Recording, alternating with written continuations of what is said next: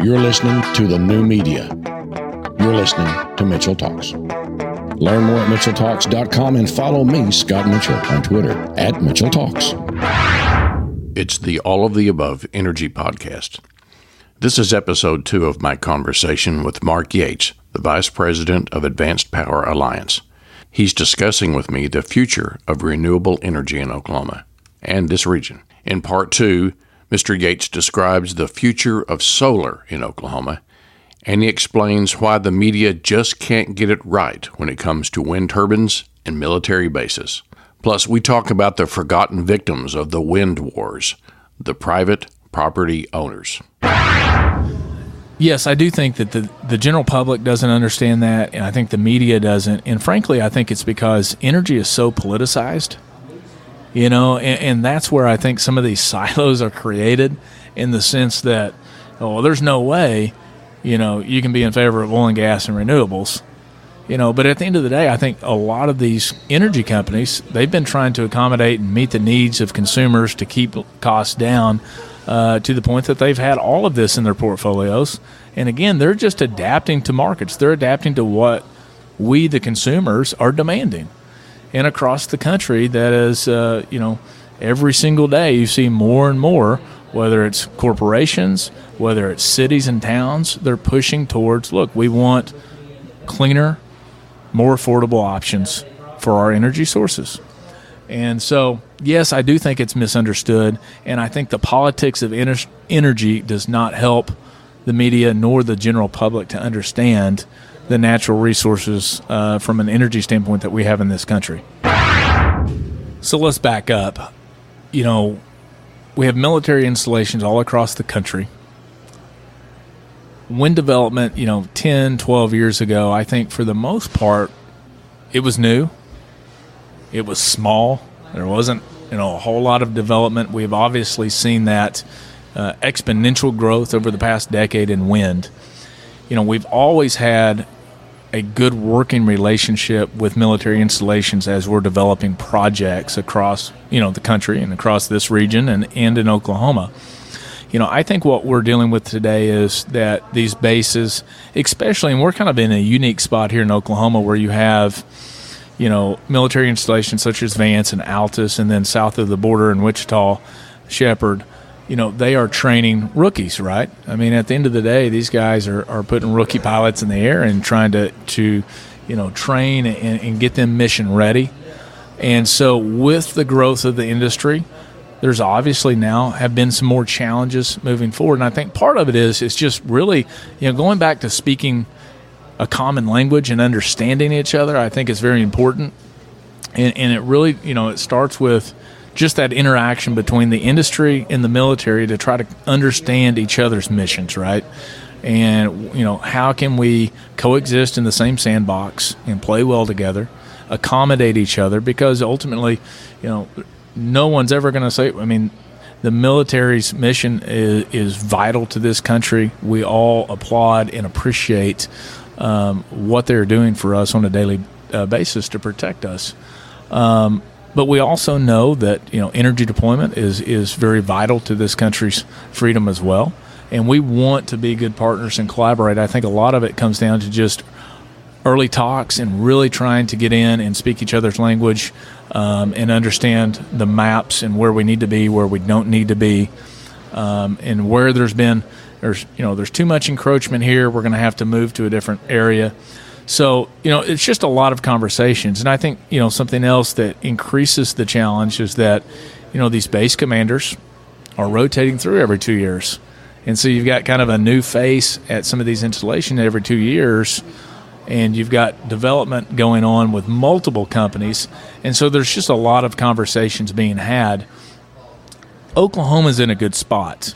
You know, we've addressed this situation now for 2 years running at the legislature. And we've done through legislation some things that we believe to be a good working model.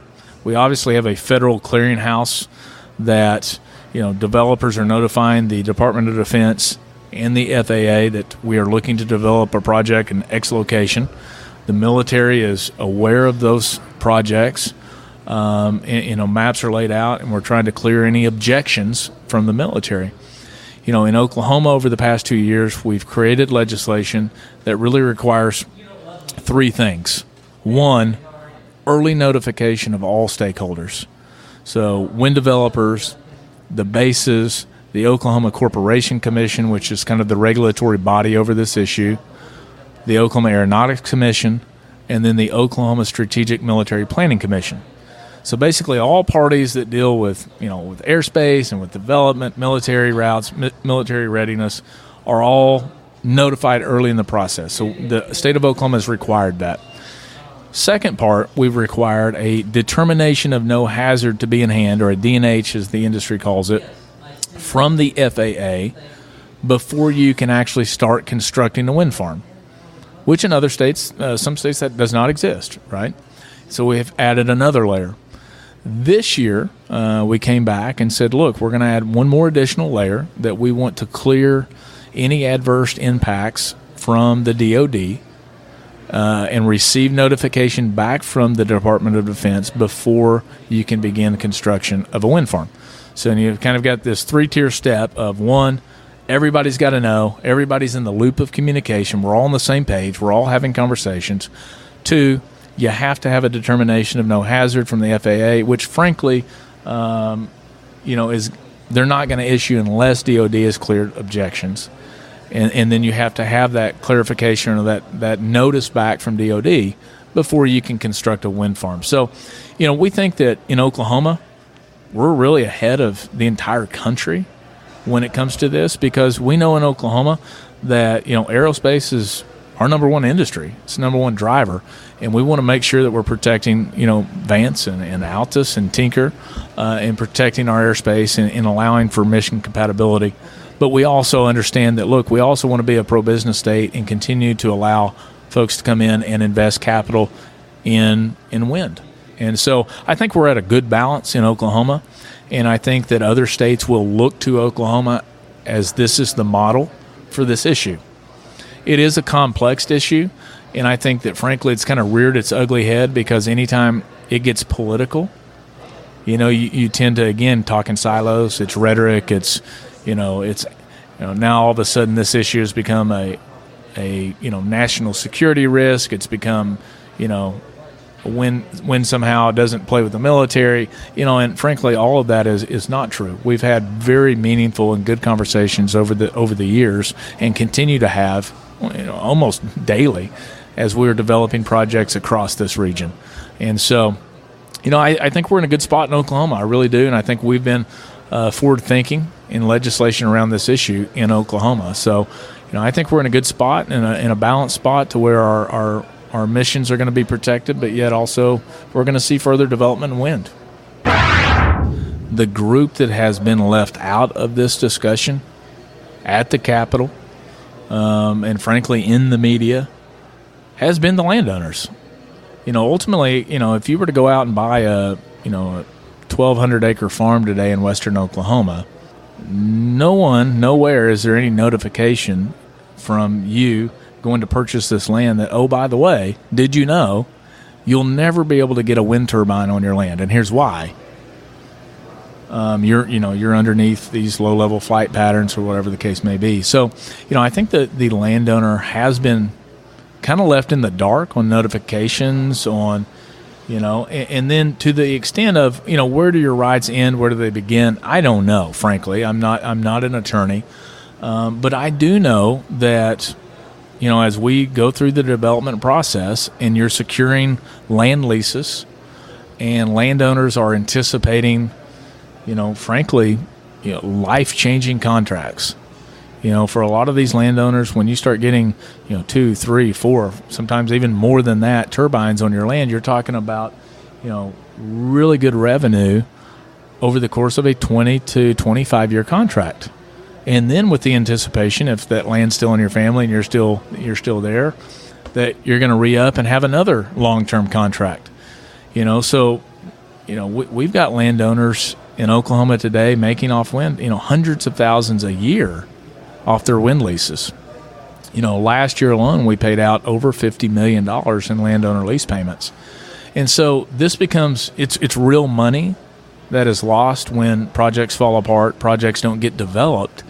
And, going back to my Farm Bureau days, I mean, I can tell you that it's hard enough to make a living in farming and ranching today, period, between commodity price swings and, obviously, unfortunately this year you've got flood, but a lot of times we have drought. And so anytime landowners can pocket consistent, steady revenue that they can depend on, mailbox money, year after year after year, when issues like this impact that, I know it's tough. It's tough on those landowners. It's tough on a company to have to go to those landowners and go, hey, sorry, we can't develop this project. And so, that is the one thing that I've seen is that, again, I'm not here to debate where rights end and begin, but I do think that the landowner perspective on this issue has not been in the media, nor been really forefront at the Capitol. And so, long term, what does that mean? I don't know. I don't know where it goes.